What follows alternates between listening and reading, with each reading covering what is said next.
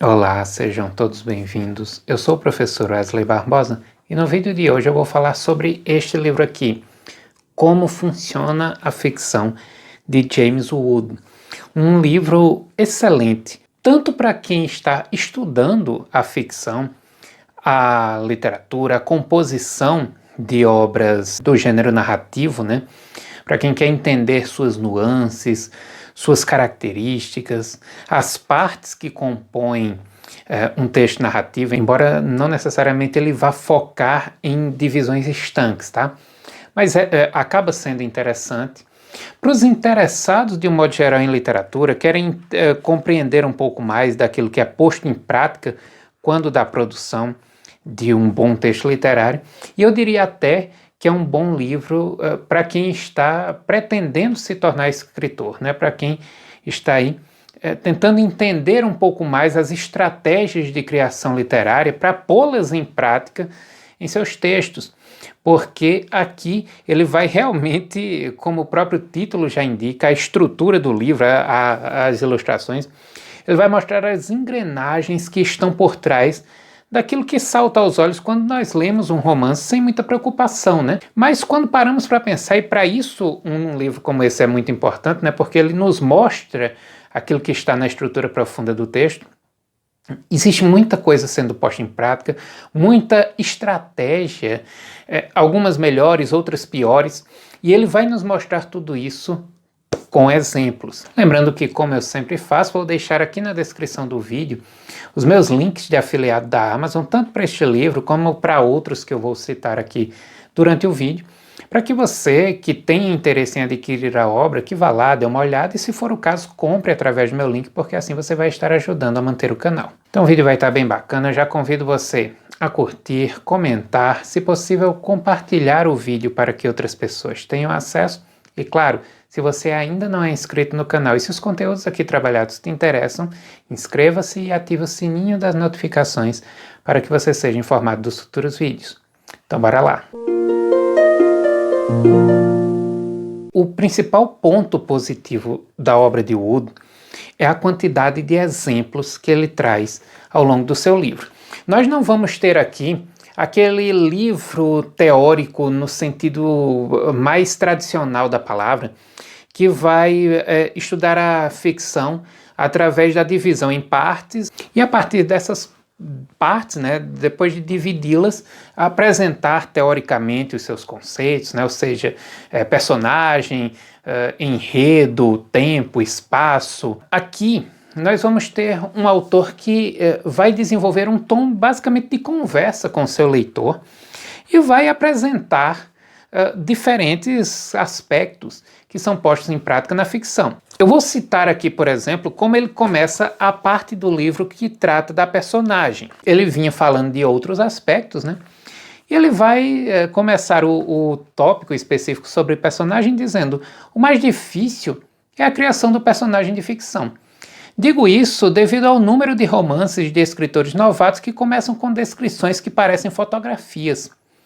Vocês conhecem o estilo: minha mãe aperta os olhos sob a luz forte do sol e, por algum motivo, segura um fazão morto. Está com botas antigas de amarrar e luvas brancas. Tem um ar absolutamente infeliz.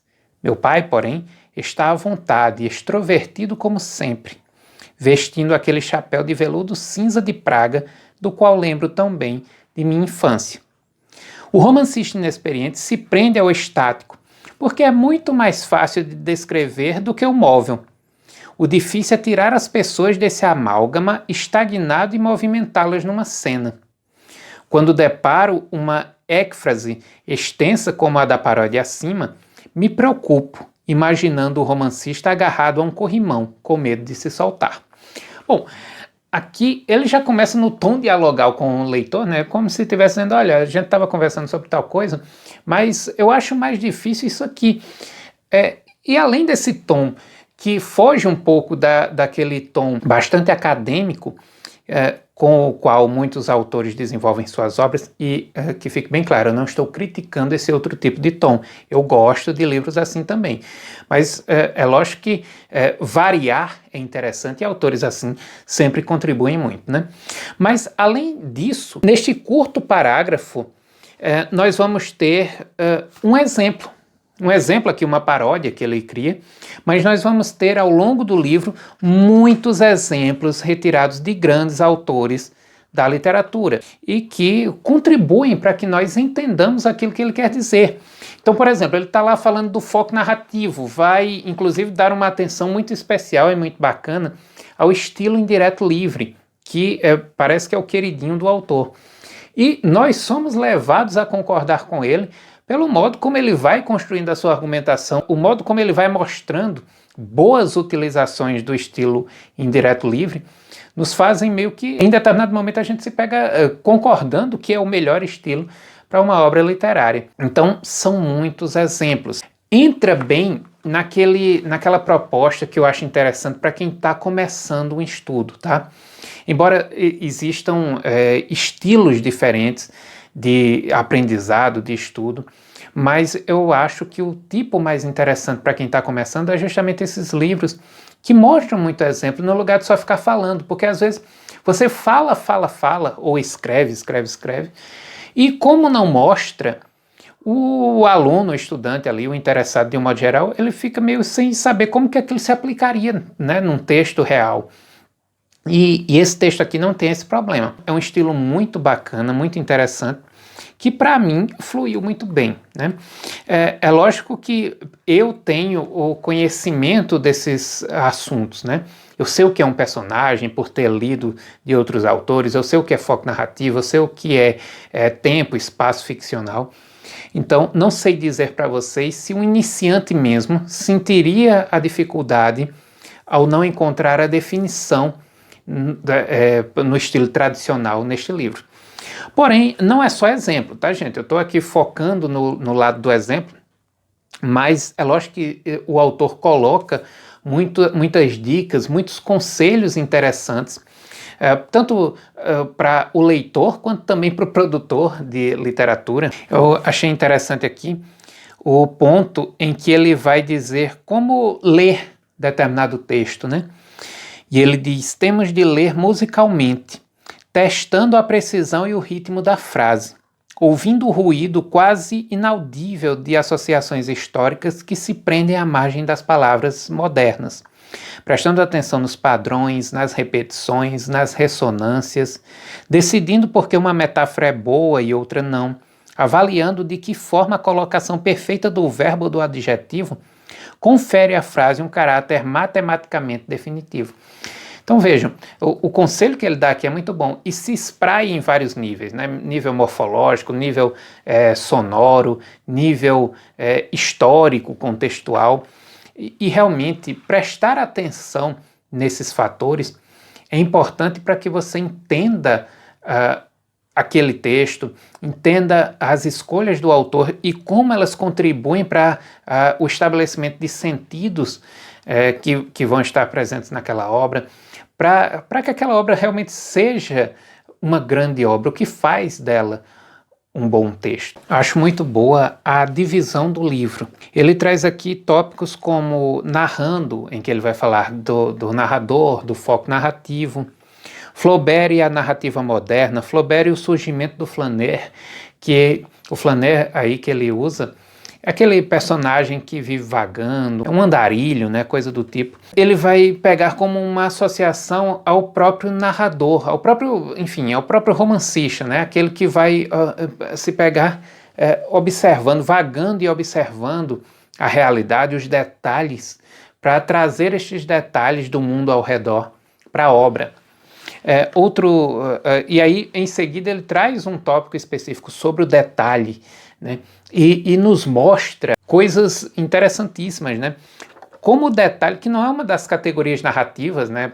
Personagem, enredo, espaço e tal, mas como o detalhe é importante para a construção de um bom romance. E nesse tópico sobre os detalhes, eu acho interessante essa passagem onde ele diz: a literatura é diferente da vida porque a vida é cheia de detalhes, mas de maneira amorfa, e raramente ela nos conduz a eles, enquanto a literatura nos ensina a notar como minha mãe, por exemplo, costuma enxugar a boca antes de me beijar, o som de britadeira que faz um táxi londrino quando o motor a diesel está em ponto morto, os riscos esbranquiçados numa jaqueta velha de couro que parecem estrias de gordura num pedaço de carne.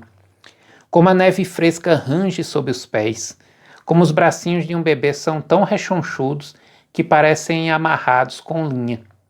Ah, os outros são meus, mas o último exemplo é de Tolstói. Claro, a vida é cheia de detalhes, mas os detalhes da vida muitas vezes passam despercebidos enfim, eles não estão aí necessariamente para serem observados, quando na literatura todo detalhe é importante. Todo detalhe chama a atenção sobre si mesmo e acaba nos fazendo depois, quando acostumados a ler obras literárias e a encontrar e a atentarmos aos detalhes, como passamos a atentar melhor os detalhes da vida, né? Isso eu acho que aconteceu com todo leitor e é algo interessante mesmo. E ele segue aí com tópicos como, por exemplo, o tópico sobre personagem, o tópico breve história da consciência, que é muito bom, onde ele vai mostrar como que foi evoluindo a forma como a consciência dos personagens é expressa em textos. E aí ele vai tomar a Bíblia como um texto literário, vai pegar Davi, vai pegar Macbeth, de Shakespeare, e vai pegar Raskolnikov, lá de Dostoiévski, né? E vai nos mostrar como que Davi praticamente não é expresso com consciência, né?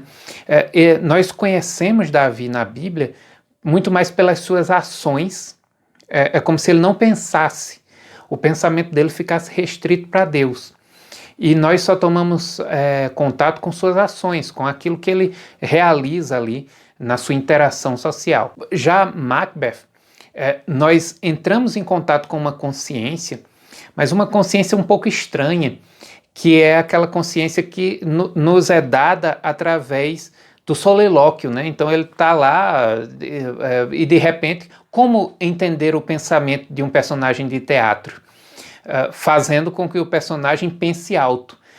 E isso é interessante, ele vai mostrar aí alguns exemplos da própria peça, que em alguns casos sai até estranho, né? Você lá, por exemplo, num jantar e as pessoas lá ao redor simplesmente não percebem que alguém está, quando deveria estar cochichando, por exemplo, está falando muito alto, porque, enfim, o que interessa é o público ouvir aquele pensamento, entre aspas, né? Já, por exemplo, no romance, e aí ele traz o exemplo de Dostoiévski, nós entramos em contato realmente com a consciência através do narrador, né? Já não é aquele personagem que surge quase sem pensamento, sem mente, como Davi. Não é aquele personagem cujo pensamento nos chega através dos seus solilóquios, mas sim aquele personagem que se mostra através da construção do romance. Enfim, é um livro excelente, que trata da ficção de uma forma diferente, de uma forma nova, de uma forma que não é tão comum, que para algumas pessoas pode ser muito relevante. Agora, se você quer um livro que trate da ficção daquele modo mais tradicional, eu aconselho aqui o Teoria da Literatura, de Afrânio Coutinho. Eu espero que esse livro ainda esteja disponível, eu vou deixar o link aí. Infelizmente, este tipo de livro que traz conceitos, ele está sumindo, né? É até interessante perceber que livros como este estão cada vez mais disponíveis, né? Livros que saem do tradicional. Mas para aquelas pessoas, e a gente sabe que muita gente precisa de um conceito, né? Precisa que você diga assim, olha, isso aqui é isso. Para essas pessoas, o material está ficando cada vez mais raro. Obras teóricas estão cada vez menos despertando a atenção das editoras. Essa nova forma de apresentar os conteúdos, que é interessante, mas que não deve ser jamais a única, é o que está ganhando mais espaço.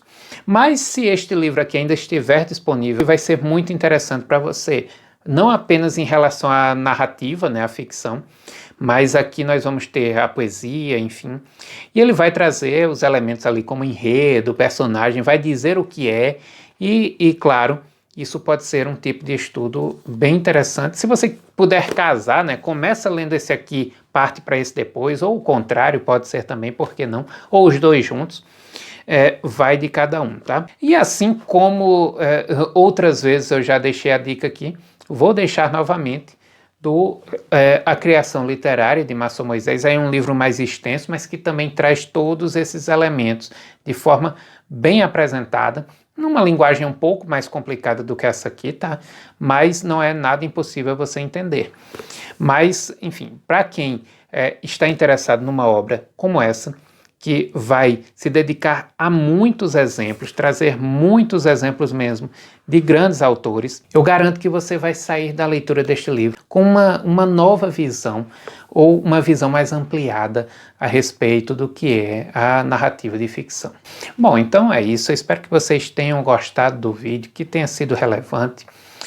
E se gostaram, não deixem de interagir, deixando aí seu comentário, dizendo se você já conhece o livro, se não conhece, se pretende ler, porque a participação de vocês é sempre muito importante e enriquece muito o nosso canal. Eu agradeço muito pela audiência e até o próximo vídeo.